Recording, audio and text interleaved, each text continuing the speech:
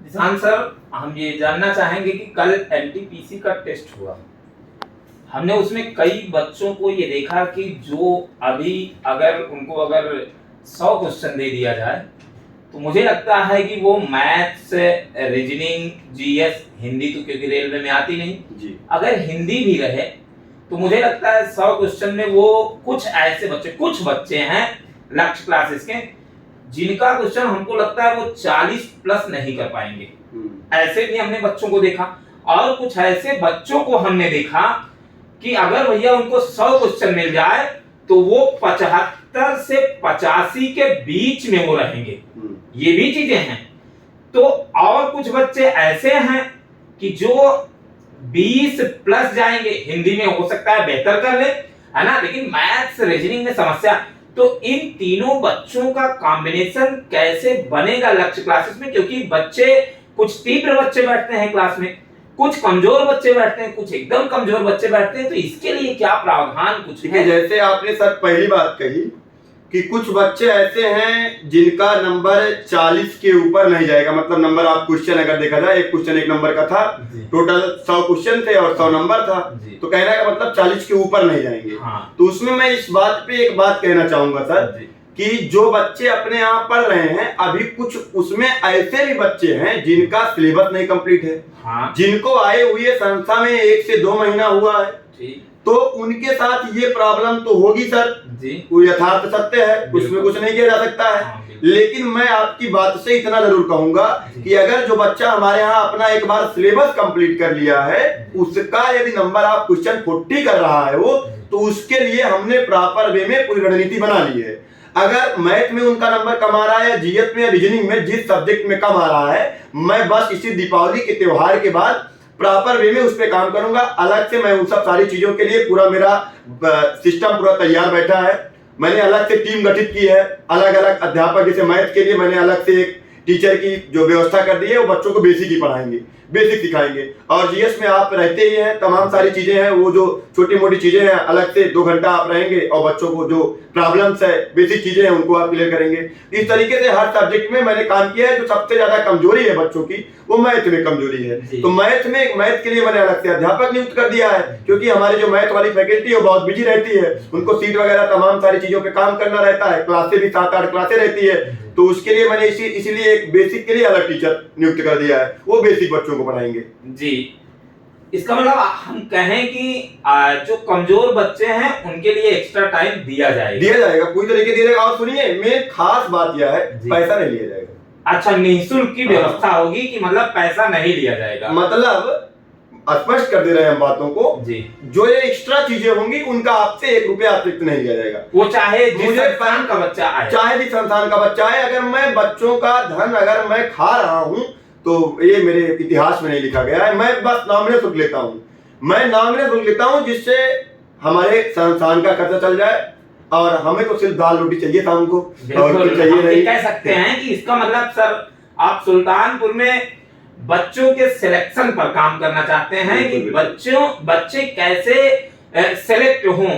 और सर मैं एक बात बताऊं, बच्चों के सिलेक्शन पे भी मैं काम करता हूं। उसके लिए सबसे मुख्य जिम्मेदार जो होती है वो टीम होती है। बिल्कुल, ये टीम वर्क है, ये मेरे अकेले करने से नहीं होता है, इसमें मेरे पूरे टीम का सहयोग होता है। साथ ही साथ हम बताएं कि लक्ष्य क्लासेस के जब हम अध्यापकों का चयन करते हैं ना, सबसे पहली चीज मैं यही देखता हूँ कि वो अध्यापक रिस्पॉन्सिबल है कि नहीं अपने काम के प्रति। कि अगर हमारे बच्चे का एग्जाम आ गया है, पता लगे हमें 10 घंटा मैराथन पढ़ाना है, 8 घंटा मैराथन लेना है, और हमारा टीचर कहेगा कि हमारा एग्जाम लगा हुआ है, ऐसा है वैसा है, तो मैं उनको कदापि नहीं रखता हूँ। मैं उसी अध्यापक को रखता हूँ जो संस्था के लिए समर्पित हो, साथ साथ हमारे बच्चों के भविष्य के बारे में बेहतर सोचता हो और काम करे। यदि हमारे बच्चे का एग्जाम लगा हुआ है तो दिन रात लग के मेहनत करे। इसका मतलब हम कहें कि लाइन एकदम क्लियर है। अगर आपने कह दिया 7 महीने में सिलेबस कंप्लीट या 9 महीने में सिलेबस कंप्लीट, तो ये 7 या 9 महीने जितने दिन में आपने बच्चों को इंक्वायरी के दौरान बताया है या आपकी टीम ने बताया है, इसका मतलब उसी समय के अंदर ये पूरा का पूरा कोर्स समाप्त हो जाएगा। चाहे आपकी रीढ़ की हड्डी गल ही क्यों न जाए, टीचर की हड्डी क्यों गल ही न जाए, तो ये 100% हमको लगता है ना, आनंद सर भी है। तो ये रीढ़ की हड्डी हमने इस वजह से कहा डायरेक्टर सर भी मुस्कुराए, हम भी मुस्कुराए, आनंद सर भी मुस्कुराए। हम इस वजह से कह रहे हैं कि टीचर कितनी मेहनत करेगा, रीढ़ की हड्डी गलने का मतलब उसकी चाहे जिस परिस्थिति में हो काम करेगा 100%, तभी सिलेबस कंप्लीट कर पाएगा। तो यही कहने का हमारा मतलब ये आपकी बातें एकदम साफ है सर। लेकिन जैसे आपने कहा 7 महीना, तो हाँ 7 महीने में मतलब 4-6 दिन आगे पीछे हो सकते हैं, कोई वो बात नहीं, लेकिन पूरा प्रयास रहता है। हमारे अध्यापक भी पूरा साथ देते हैं। मैराथन क्लासेस बच्चे जानते हैं, न जाने कितनी अतिरिक्त क्लासेस हम लोग देते हैं। मैराथन तो मैराथन है, अतिरिक्त क्लासों में न जाने कितनी अतिरिक्त क्लासेस देते हैं। लगातार हम लोग क्लास वगैरह देते हैं। बिल्कुल, हमने ये तो देखा है कि भाई 12 घंटे का रात में ऑफलाइन क्लास चलना ये बड़ा मुश्किल काम रहता है। और सुनिए, बात आप छेड़ दिए हैं तो मैं इसी पे कहना चाहता हूँ कि जीडी का जब एग्जाम होगा, एक दिन में पूरा का पूरा सिलेबस पढ़ाऊंगा। इसका मतलब अगर हम कहें हिंदी का सिलेबस चलेगा तो फिर जीएस, मैथ, रीजनिंग का भी सिलेबस चलना चाहिए इसी प्रकार से। चलेगा उसमें 100% चलेगा। टीचर जो खुद ही इच्छुक है तो हम उसमें कुछ कर नहीं सकते। नहीं, बिल्कुल चलना चाहिए।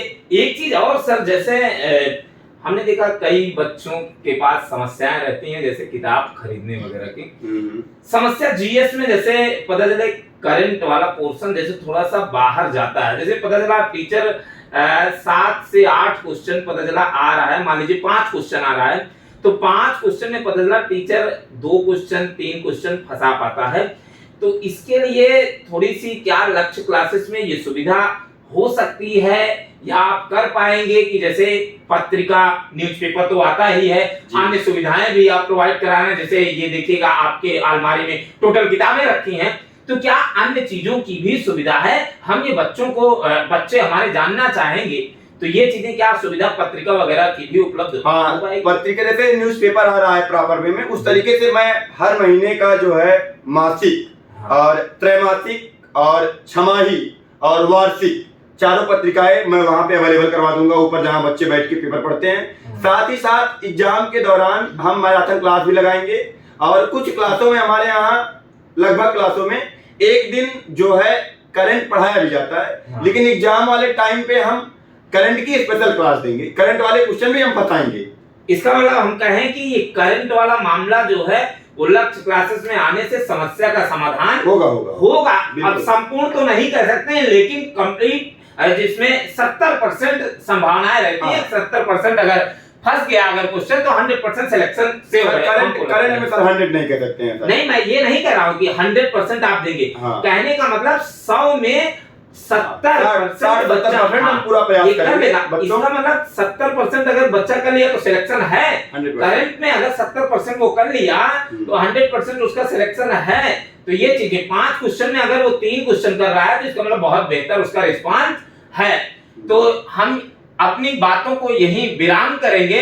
नेक्स्ट वीडियो में हम अन्य प्लानिंग की भी चर्चा करेंगे, अन्य चीजों के बारे में भी हम जानेंगे कि लक्ष्य क्लासेस नई नई चीजों के बारे में सोचता है और कैसे सुल्तानपुर में एक क्रांति के रूप में एक क्रांति पैदा कर रहा है। तो हम ये अगले वीडियो में, नेक्स्ट वीडियो में जानना चाहेंगे दिशांत सर से। धन्यवाद। थैंक यू बच्चों।